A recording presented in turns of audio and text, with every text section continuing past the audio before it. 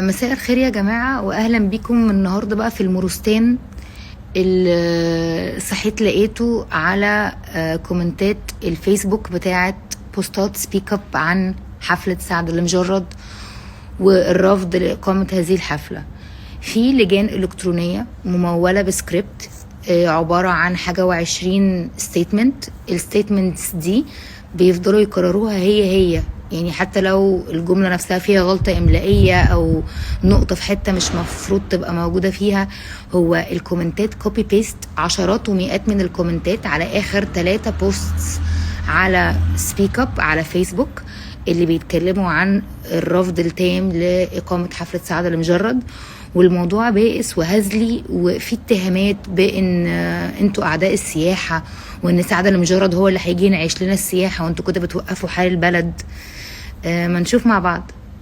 انا الصراحه اتسليت عليهم النهارده وقريتهم كلهم وقسمتهم ل4 شلل.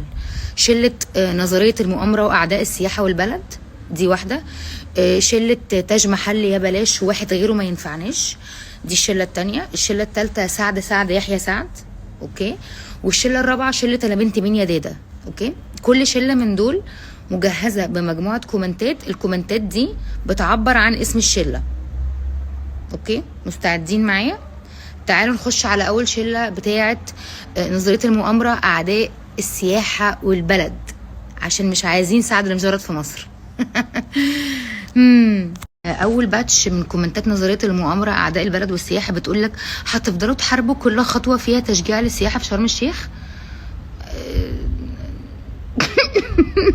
انا مش عارفه ده معناه ايه، ومش فاهمه ايه دخل سعد المجرد في تنشيط السياحه في شرم الشيخ، وهل البلد واقفه على سعد المجرد واحنا ما عندناش مغنيين مصريين ينعيشوا لنا السياحه وياخدوا فلوس بالمصري مش بالدولار؟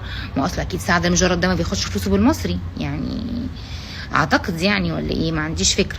والكومنت التاني بيقول لك الدوله دفعت ملايين عشان تطور شرم الشيخ وتخليها مقصد سياحي عربي شهير، والمعلومه ان الاحداث الفنيه والحفلات بتعمل ترويج جامد للسياحه، فبلاش هري وسيبوا الناس تشتغل. يعني الناس ما ينفعش تشتغل وتنشط السياحه غير بواحد عليه تهم اغتصاب؟ هي دي الطريقه الوحيده؟ قد كده احنا ما عندناش اي مواهب مصريه، ده احنا بنصدر بره. ده السعوديه بتاخد من عندنا فنانين وممثلين ومغنيين علشان احنا منبع اصلا الكلام ده كله. هو ايه الهراء ده؟ الجزء التاني بقى من تعليقات شله نظريه المؤامره بتقول لك اللي عاملين حمله سعد المجرد معروفين ومعروف مين بيمولهم.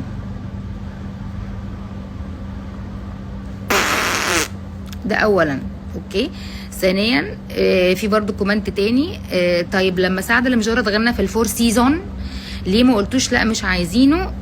عشان مش من حق اي براند عالمي يجيب المطربين من كل حته في العالم ومش عارفه ايه. سعد المجرد لما راح الفور سيزونز راح عشان فرح، ما كانش الفور سيزون عامل له حفله هناك. كان في 2 بيتجوزوا، قرروا ان هم عايزين يجيبوا واحد متهم بتهم اغتصاب يغني ليله فرحهم، فدول ربنا يديهم على قد نيتهم ويبارك لهم في جوازتهم ان شاء الله. بس هو سعد المجرد ما غناش في الفور سيزون على حس الفور سيزون الصراحه، لا ده ما حصلش، ده هراء وتدليس. اللي فاتت دي الكومنتات بتاعت شلة نظرية المؤامرة أعداء الدولة والسياحة. اللي جاية دي بقى الكومنتات بتاعت شلة تاج محل يا بلاش واحد غيره ما ينفعناش. ونبتدي مع بعض بقى بالكومنت الخطير اللي أكيد تاج محل ما لهمش دعوة وما قالوش للناس تكتبوا خالص، أو ولا هم أصلا ورا الموضوع ده، احنا ما بنقولش كده لا سمح الله. بيقول لك ايه؟ تاج محل نادي موسيقي مشهور في شرم الشيخ، مكان لطيف وشيك ولذيذ، قرر يعمل حفله في راس السنه لسعد المجرد، هي اصلا مش في راس السنه، هي يوم 29 ديسمبر، ويحتفل بالفريق المغربي ويعزم الجاليه المغربيه اللي في القاهره. الجاليه المغربيه على راسنا من فوق، بس احنا لازم نجيب لهم واحد متهم بتهم اغتصاب عشان يتبسطوا يعني؟ الناس لو اهلنا وحبايبنا وقاعدين وسطينا ما نجيب لهم اي مغني مصري من اللي بيحبوهم؟ يعني فين المشكله في حاجه زي كده؟ ما المغنيين المصريين قد كده واجمد واعظم من سعد المجرد. زنقت سعد المجرد المتهم بالاغتصاب. استكمالا لشله تاج محل يا بلاش واحد غيره ما ينفعناش، في بقى الكومنت اللي بيقول شرم الشيخ في راس السنه عالميه، تاج محل في شرم الشيخ اللي عازم المغاربه وعامل لهم حفله بنجمهم سعد المجرد. فكره ذكيه وبالتوفيق، فكره غبيه تماما صراحه ومش بالتوفيق خالص. ومش فاهمه ايه دخل راس السنه في يوم 29 ديسمبر، ده مش راس السنه. وايه دخل ان تاج محل عندهم يعني لسته طويله جدا من المغنيين ويختاروا يجيبوا سعد المجرد؟ مالها سميرة سعيد مثلا؟ هي مش مغربيه وعندها تاريخ قد كده؟ انا مش فاهمه اشمعنى ده. الكومنت التاني بقى بيقول لك الاف السياح والعرب والاجانب هيجوا يقضوا راس السنه في شرم الشيخ، طبيعي ان نادي تاج محل يستغل وجود الجمهور وينظم حفله ويجيب مطرب عالمي اغانيه عدت المليار. باي منطق نعترض عليهم؟ بمنطق ان ده واحد متهم بالاغتصاب ولا عندهم 100,000 حد تاني يجيبوه. ايه يعني تاج محل ايه؟ ما نقول لهم برافو حتى لو بيعكوا. الكومنت الساذج ده. الشله الثالثه بقى بتاعت سعد يحيى سعد، كلهم ما شاء الله مكبين سعد ما بين كوتس كلهم، سبحان الله صدفه غريبه. وبيقول لك على فكره سعد بيتمتع بجمهور كبير جدا في السعوديه والخليج، وحفلته اللي كانت مع اليسا سولد اوت قبل الحفله ب5 ايام. ايوه احنا مالنا، احنا هنا في مصر مش عايزين نطبع مع ناس متهمه بالاغتصاب وعليها قضايا وما خدوش براءه. يعني اخد اخلاق في سبيل في حاجه، هربان من امريكا علشان عليه قضيه هناك، احنا مالنا بقى؟ هو في الخليج ما عندهمش مشكله مع ده، مع كل احترامنا ليهم هم حرين واحنا برضو حرين. واحد تاني بيقول لك على فكره سعد المجرد بيشتغل على حلقات مسلسل وهيذاع على محطه عربيه ليها قناتين في مصر، بيروحوا يمنعوه. حاضر ساعتها هنبقى نتكلم وهنحاول نمنع. حاضر. ها ايه تاني برضو يعني سذاجه. انا هموت واعرف مين اللي كاتب السكريبت ده عشان هو محتاج يتلطش قلمين على وشه من الغباء، في غباء. شله سعد يحيى سعد مكمله معانا، وفي لسته بقى كومنتات بتقول ان سعد ما اتمنعش ولا اتلغت له حفله قبل كده ولا حاجه. دول كايرو شو هم اللي قلبوا عليه لما رفض يشتغل معاهم، وكايرو شو اللي كانوا هيموتوا ويتنقطوا ان حفله سعد المجرد مش هتتعمل، قال ايه هم اللي قلبوا عليه، اللي اصلا ما رضيوش ينزلوا تصريح واضح وصريح يقولوا اصلا الحفله دي اتلغت ليه. ما رضوش يتكلموا كلمه واحده وحشه على سعد ولا يقولوا اي حاجه عن القضايا اللي هو متهم فيها خالص. قال ايه هم دول اللي قلبوا عليه، مش الناس اللي اتجمعت وكانت رافضه كلها ان الراجل ده يجي يغني في مصر خالص. وكومنت تاني ملوش اي 30 لازمه بيقول خلال الاسبوعين الماضيين غنى لمجرد في قطر ودبي والكويت، وبعد 4 ايام في تركيا ثم لبنان. ايوه احنا مالنا؟ الراجل اللي كاتب السكريبت اللي وزعه على شويه اللجان دول مفيش بربع جنيه مخ وتفكير؟ يا جماعه ابعتولي ممكن اساعدكم نفكر مع بعض في افكار اسيع من كده بكتير. ايه الفشل ده؟ استكمالا لكومنتات شله سعد يحيى سعد، اكتر بقى كومنتين مهزئين بالنسبه لي بيتكلموا عن جواز سعد، اللي هو انا اصلا مش فاهمه ايه دخله في الموضوع ده، على اساس ان مفيش ناس مغتصبه او متهمه بالاغتصاب بتبقى متجوزه. اول واحد بيقول سعد المجرد متزوج من سيده فاضله واتهم ظلما وجورا ولم يتم الحكم عليه حتى اللحظه، نيجي احنا نهاجمه ونحاول نمنعه؟ والله عيب، والله عيب على اخلاقكم تمام وتربيتكم وثقافتكم اللي سامحالكم تطبعوا مع واحد وتدعموه وتحاربوا وتجيبوا لجان علشان يجي يغني في مصر رغما عن انف مئات الستات اللي رافضه ده والاف الستات اللي رافضه ده. الكومنت التاني الف مبروك لسعد المجرد بمناسبه جوازه من غيثه العلاكي، مش فاهمه اصلا ايه داخله في الموضوع، ومن حقه يفرح ويغني، ما يفرح يغني في بيتهم في حمامهم مثلا ولا في الصاله عندهم، ومن حقه يحتفل مع المغاربه في فريقهم الوطني، ما يحتفل مع المغاربه، مش لازم يتعمل له حفله، ما يحتفل. هو حد قال له ما تجيش مصر وما تحتفلش؟ واحنا بنحجر على الناس حريتها؟ احنا مش عايزينه يغني في مصر عشان متهم بالاغتصاب؟ ايه ده في الكومنت المهزأ اللي مكتوب؟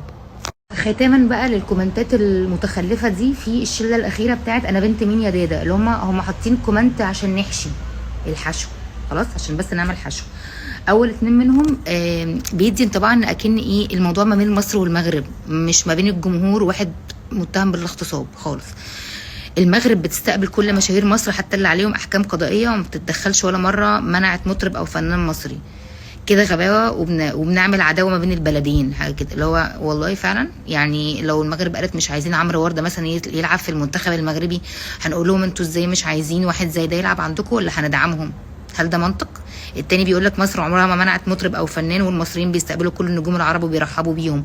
ده حقيقي وهنفضل طول عمرنا كده، بس برضو مش عيب ان احنا نتوعى ونعرف ان احنا مش المفروض نطبع مع ثقافه الاغتصاب ولا الناس اللي بيرتكبوا جرائم الاغتصاب او بيتهموا بيها من 4 ستات في 3 بلاد مختلفه.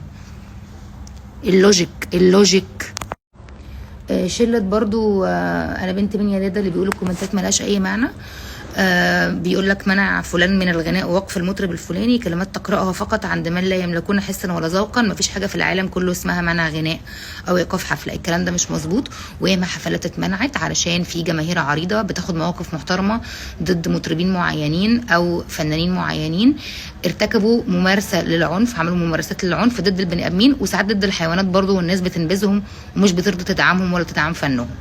الكومنت التاني برضو اللي ملوش اي لازمه، هاني شاكر نقيب الموسيقيين السابق اعلن من فتره ان سعده مرحب بيه في مصر. طيب يعني هو اصلا كده كده اصلا هاني شاكر في ناس كتير جدا مش طايقه تصريحاته ومش حابه اللي هو بيقوله من كتر ما كان بيعادي النسمه والهوى والمهرجان والراب وكل حاجه. فحقيقي في كتير من المصريين وانا منهم الصراحه لا بنهتم ولا بناخد بكلامه. هاني شاكر لا يمثل جميع المصريين عشان يبقى هو ده البنش مارك بتاعنا. يعني انا مش فاهمه ايه دخل الكومنت ده في اي حاجه. اخر كومنتين بقى معانا من شله انا بنت مين يا دادا، اسئله استنكاريه بجد مضحكه جدا. لماذا تسعى بعض الاصوات لتعكير الاجواء وافساد الافراح؟ السؤال التاني هو لماذا لا نستفيد من حضوره الجماهيري ونستغل نجوميته دعائيا للمدينة التي تحتاج مننا تضافر الجهود لإحياء السياحة وعودتها وتنشيطها؟ انا بقى عندي اسئله بناء على هذه الاسئله. لماذا انتوا ما بتتبسطوش غير لما بتعملوا حفله لواحد متهم بالاغتصاب؟